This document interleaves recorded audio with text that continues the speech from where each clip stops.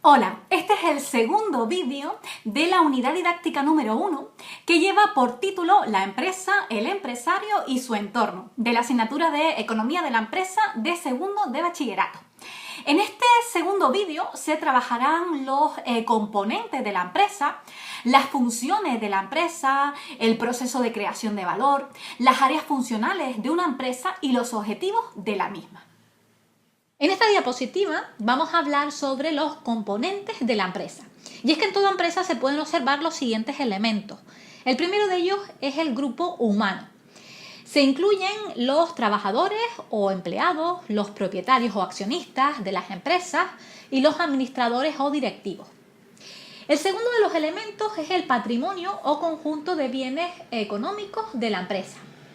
En este conjunto podemos distinguir entre aquellos bienes que están ligados a la empresa de forma duradera y que representan sus activos permanentes, y también aquellos bienes que están ligados al ciclo de producción de la empresa y que están continuamente cambiando y que por ello constituyen sus activos temporales o funcionales. Y aquí estaríamos hablando de materias primas, productos terminados, etc. Mientras que los activos permanentes que antes comenté, por ejemplo, pueden ser los edificios, la maquinaria, etc. El tercero de los componentes es la organización. Toda empresa requiere de una organización que le permita alcanzar los objetivos de forma más eficaz. Y el cuarto de los componentes es el entorno o marco externo que rodea a la empresa, ya que las empresas se ven influidas por las circunstancias legales, económicas, sociales, culturales y tecnológicas del medio en el que se desenvuelven. Pero también la empresa influye en el entorno y debe cuidar los efectos que su actividad produce sobre la sociedad y el medio ambiente. En esta diapositiva vamos a hablar sobre las funciones de la empresa en la economía, pero para empezar a hablar de ellas, primero comenzaremos definiendo lo que se conoce como empresa, que es la unidad básica de producción cuya función es crear o incrementar la utilidad de los bienes, utilizando para ello un conjunto de factores productivos que son coordinados por el empresario. De los componentes de esta definición se desprenden 4 funciones que desarrollan las empresas. La primera de las funciones es la que aparece ahí, que dice que las empresas coordinan los factores de producción. Es decir, la búsqueda de formas más eficientes de utilizar los recursos escasos ha propiciado, lógicamente, un incremento continuo de la división del trabajo y de la especialización, con el consiguiente aumento, como no, de la productividad. Otra de las funciones de la empresa es crear o aumentar la utilidad de los bienes. Y es que al transformar las materias primas en productos terminados, las empresas crean o aumentan la utilidad de los bienes, es decir, incrementan su capacidad para satisfacer las necesidades humanas.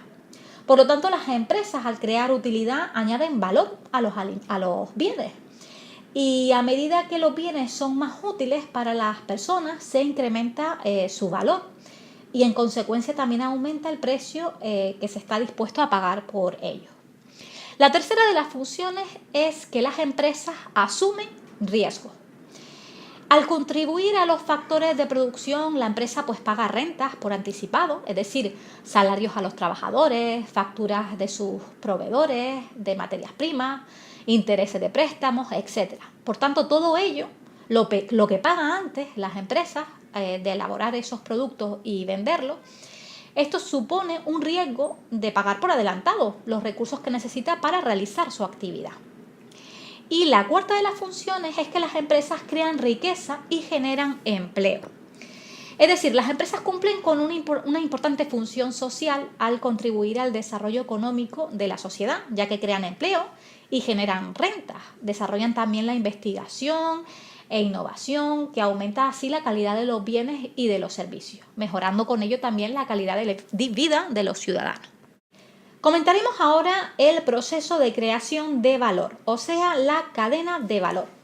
Para entender el proceso de creación de valor conviene aclarar algunos términos, y entre esos términos está producir en sentido restringido, que consiste en transformar materias primas en un producto terminado, pues con la ayuda de capital y trabajo, por ejemplo, convertir madera en muebles o el trigo en harina, etc. Otra de los términos es comercializar, que supone acercar un bien ya producido hasta donde se necesita, Con la comercialización el producto pues no cambia de forma.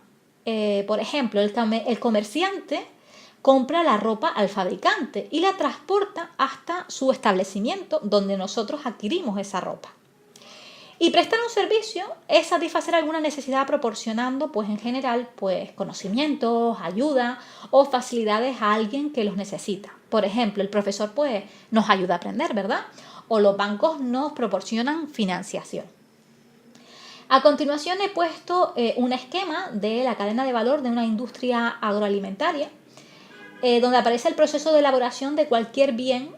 Y este proceso de elaboración comprende varias fases. Y ahí aparece el cultivo, riego y el abono, la recolección y almacenamiento como segunda fase, tercera fase, clasificación, envasado y control de calidad. La siguiente es el transporte, la que le sigue distribución mayorista, seguida de la distribución minorista y finalmente el consumidor.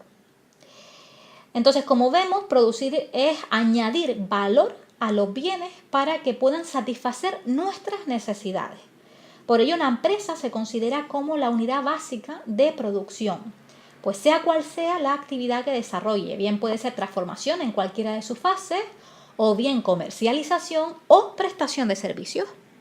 Esta diapositiva es a modo de resumen para que puedan observar las diferentes funciones que llevan a cabo las empresas y lo que es la cadena de valor. Comenzaremos hablando ahora sobre el funcionamiento económico de las empresas. El punto de partida para crear una empresa es tener pues una idea que cubra una necesidad que el mercado nos satisface. Después es preciso proveerse de los medios necesarios para llevarla a la práctica. Verán que las empresas, para poder producir, comprar materias primas, contratar trabajadores, van a adquirir también maquinaria, herramientas y también utilizan agua, energía y etcétera. Por lo tanto, todo esto soportan unos costes. Las empresas tienen que soportar unos ciertos costes. Los salarios, el valor de esas materias primas, empleadas, etc. Y la suma de todos estos costes da lugar al coste de producción de la empresa. Por otra parte están las ventas de los bienes y de los servicios, que producen unos ingresos. Y la diferencia entre esos ingresos menos esos costes es lo que se llama el beneficio de la empresa. Y ahí podrán observar esa fórmula que ya conocen de haberla estudiado en cursos anteriores. Si se observa el funcionamiento típico de una empresa, comprobamos que una y otra vez se repite el mismo ciclo, como se ve en el siguiente esquema que les he puesto en esta diapositiva. La empresa va a adquirir materias primas, como lo están viendo ahí, de sus proveedores, que se almacenan y después pasan a la fabricación. Una vez transformadas esas materias primas, se convierten en productos terminados que se almacenan hasta que se venden a los clientes. Con el dinero de la venta, las empresas van a pagar a sus proveedores y comienza de nuevo un ciclo. Los ingresos obtenidos por esas ventas de los productos deben ser superiores a los costes si la empresa pretende sobrevivir. En una empresa comercial el ciclo de producción se va a simplificar, ya que no existe almacén de productos terminados, ya que no existe transformación. En esta diapositiva vamos a ver esas áreas funcionales de la empresa y ahí tenemos el área de aprovisionamiento y de producción.